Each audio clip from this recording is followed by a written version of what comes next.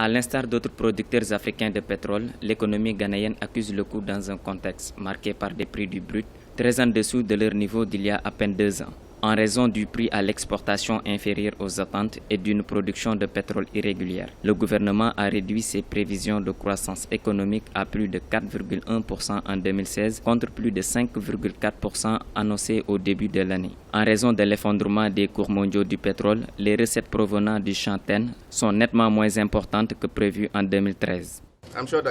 Je crois que les fluctuations sur le marché mondial du pétrole sont temporaires. Nous verrons une reprise tôt ou tard qui donnera un juste prix aux producteurs et un prix abordable à ceux qui utilisent le produit. Le directeur exécutif du Centre d'analyse des politiques met en doute la capacité du gouvernement à gérer ses ressources de manière efficace. Expert en la matière, il est sceptique sur l'opportunité de l'ouverture du nouveau champ pétrolier.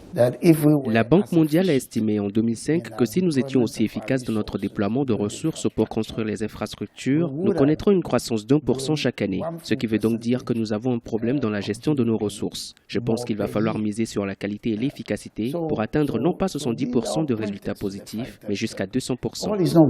Le Ghana, qui a traversé des années difficiles en 2014 et 2015, s'est engagé dans un programme de réforme budgétaire et fiscale.